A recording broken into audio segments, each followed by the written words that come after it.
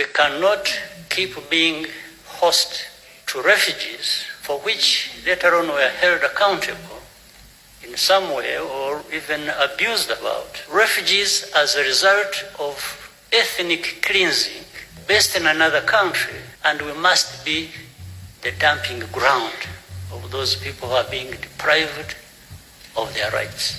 We have had refugees here for over 20 years from DRC of one type of people. This is not Rwanda's problem. And we are going to ensure that everybody realizes that it is not Rwanda's problem. And starting with saying, those who think it is Rwanda's problem and not Congo's, first of all, remove these Congolese from here. Those who are coming in every day just on the actions of government and institutions, you will tell me government is not functioning properly or this, or that's still none of my business. If it is to be my business, it is yours also, meaning the international community. These are the ones I'm addressing. It is as much your problem as it is mine.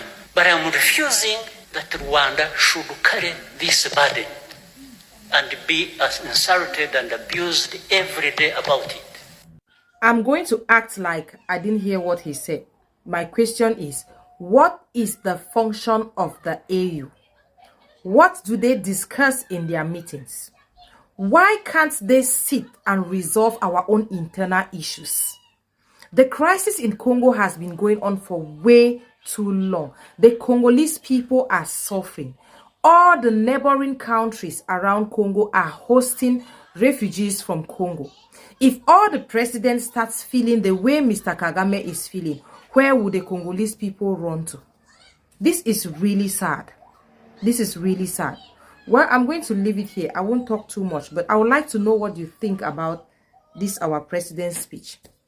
Hi guys, welcome back to our channel. In case you're new here, my name is Maren. And I'm Maureen. So, you know, growing up, Kagame was someone that we used to look up to, and we used to think that he was some sort of hero until we grew up and we knew the role he played in, supposedly, the role he played in destabilizing Congo, and also the role he played in the genocide that happened in Rwanda, right? A lot of the videos people get to watch on the internet and news is that showing how Rwanda really turned a leaf and how Rwanda moved forward since the violence they experienced and the genocide, right? Right. So guys, let's just watch this video and then we come back and talk about it. And you can also leave us your comments on the comment section on what you think about this video. And please consider subscribing if you're new to this channel. Let's watch and then we come back and talk about it.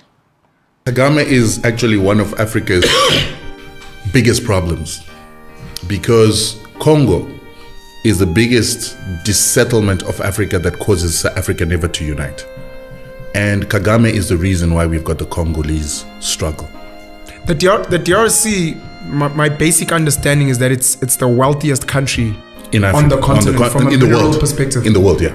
It's the wealthiest country in the world from a natural resources perspective. 100%. And you're saying Paul Kagame has a part to play in that? Yeah, people don't understand that we always hear about the Rwandan genocide. The Rwandan genocide was started by Paul Kagame. And he started the Rwandan genocide because he wanted to take power by force in a country that would have never elected him into power, because he came from the minority Tutsis who used to be supported by the colonizer and used to be the administrators on behalf of the colonizer. So for Paul Kagame to come back as a Tutsi to come and take power in Rwanda, he needed to do something. And what he did is he started the genocide. He started the genocide by bringing down a plane that had two presidents, Hutu presidents, the Burundian president and the Rwandan president. Paul Kagame and his RFP forces shot down the plane when it was landing back in Rwanda from actually an AU meeting. And when that plane came down, then it inflamed the Hutu people who knew that they were RFP fighters who were trying to take power by force. And so they began to fight against Tutsi people who they felt wanted to come and take over power. While they were doing that, Paul Kagame himself sent his forces to murder his own Tutsi people on a whole-scale level to make it look like a genocide so that he could then have his forces come into Rwanda and take over power militarily under the guise of stopping a genocide against Tutsis. These are all things that are factual. Well documented. Jeez. It is actually something that the International Court of Justice wanted to persecute him for. And then the Americans covered up for him and the French covered up for him so that it wouldn't come out. But Paul Kagame came into power by murdering his own people. Then when he did that, he then took Laurent Kabila, who was now living in Rwanda, to go and take over power from Mobutu Sese Seko. These are the leaders in the DRC. This was in the DRC. And the arrangement that he had with Mobutu is once you're in power, you need to bring some of my own people into your system. And the reason why he wanted to bring his own people into the system is that the Tutsis see themselves as a superior people to Bantus. And so they want to My family left this country when I was 4 years old. Became refugees in Uganda. Lived a refugee life for 25 years. A big part of that in a refugee camp, literally. So there are many who share the same story as mine. And because of that background, that history, as we grew up, we got involved in struggles to try and address this problem of statelessness, of being a refugee. There were so many of us in the region and beyond. We were asking those who were responsible for refugees, we were asking countries where we were as refugees, we were asking the UN, say, what about us? Is this a life we are condemned to live forever? Or there's something that can be done about it? When there was nobody else providing that solution, then we tried to find a solution to our problem. So guys, welcome back. Let us know what you think about the clips we just played you. So let me just say, okay, this is the president of Rwanda, Paul Kagame, of which on one hand, I do understand what he says about not wanting refugees, because there was also a point in time in Kenya, our president was complaining, not Ruto, was complaining about how refugees were starting to become a burden to the economy of Kenya, because what usually happens is that sometimes the government can allocate some funds that goes into these camps so that they can take care of diseases and whatnot, which if they ignore, it will trickle down into the general population without it being handled. Yeah, but you're asking yourself, right? There's a very important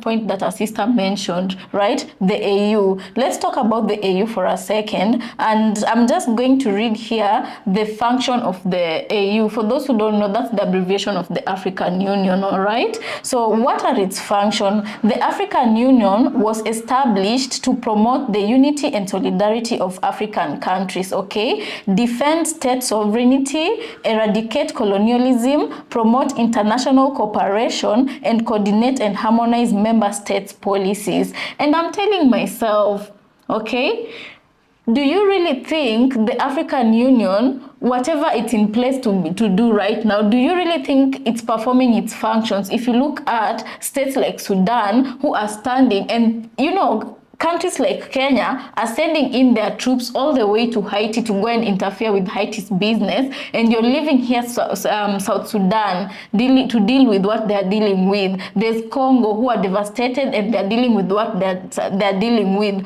Congo being the richest country in Africa. And you know, my thing was just that it's quite an irony that right now, the problem that Kagame helped create in Congo, yeah, Congo is the way it is right now, people are being displaced. He helped create that situation. Right now, what did he expect? People to his country? Yeah, these Congolese to vanish into thin air as he goes to create destabilization in there. Of course, they must find places to go into for safety, and some of them find themselves in Rwanda, and now he's threatening to send them back home where his forces are still there causing havoc, you know, raping women and children and murdering men. And also that reminds me of another point he spoke of, and he said that the Congolese government should be responsible for its people and for creating better policies for his people.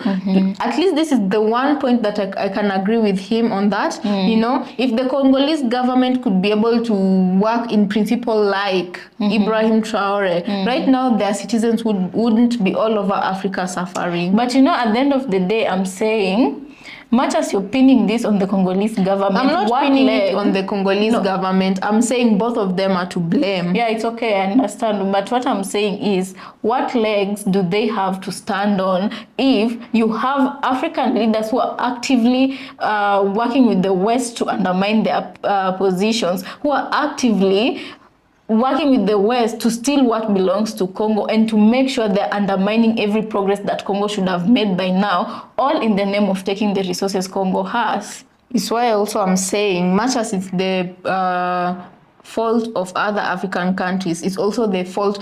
Do you think if that Congolese government had a strong government, do you think anybody would go into that country and take advantage of their resources?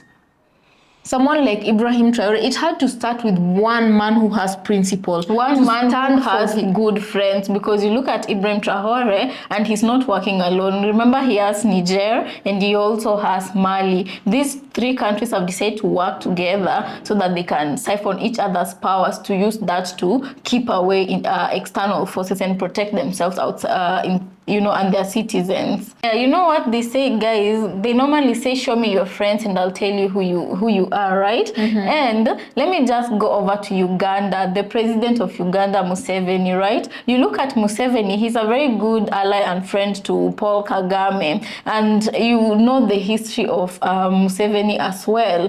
You see why the opposition party in Uganda has never really been strong to such a point where the Ugandan government can reason and do better for its people, because whatever Museveni says goes. He's a true bona fide dictator in Uganda. And you know, when the evidence came up of what Paul Kagame had done to his own countrymen in Rwanda in order for him to seize power for himself, just look at the people who intervened to help him. It was the Americans and everybody friends. Yes, the Americans and people from France. You know, and I bet they took him because he had a lot of dirt in his closet, and they wanted to use that dirt to ensure that he would be their guy in he would be their guy in East Africa who would help them with the groundwork in Congo. And then you also look at a very good buddy of theirs, our President Ruto, right? Now, Ruto has a lot of skeletons in his closet. You look at, there's a video we did when we were telling you about our president wanting to extend the presidential term. Well, not him, but his proxies tried to introduce that bill in the parliament. So instead of presidents ruling for the given amount of time, he wants to extend that time. And in Kenya, people are beginning to talk, and allegedly they're saying that this is starting to look like the beginning of a very long dictatorship that is about to happen in Kenya. Yeah, and right now on social media, things usually get tensed up very, very quickly. You know, right now with the new bill that has been, put in parliament, and people are speculating that Ruto is behind, that he wants to extend his term.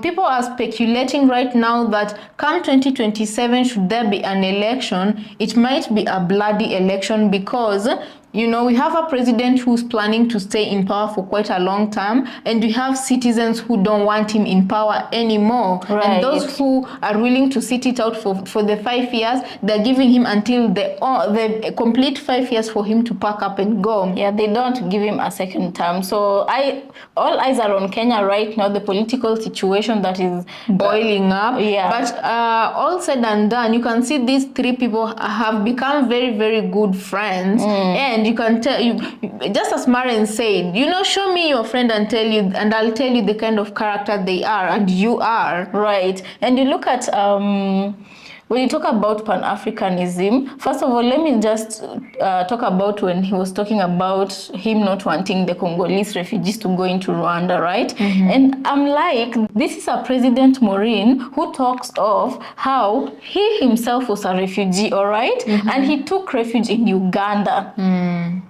He took refuge in Uganda, right? Yeah. So what had happened if Uganda had closed its doors on Paul Kagame? Would he be the now president of Rwanda? Him himself is a product of being a refugee, okay? And he took refuge in another country. But right now, I feel like Africa should just do better in the way they handle their own internal issues, because it's quite unfair. Congo has been going through what it has been dealing with because it's the richest country in Africa, but they're not benefiting anything in any way, shape, or form from the riches that comes from the ground of their own country. Anyway, guys, let us know what you think about this episode, and also consider subscribing if you're new to this channel, and we'll see you on our next episode.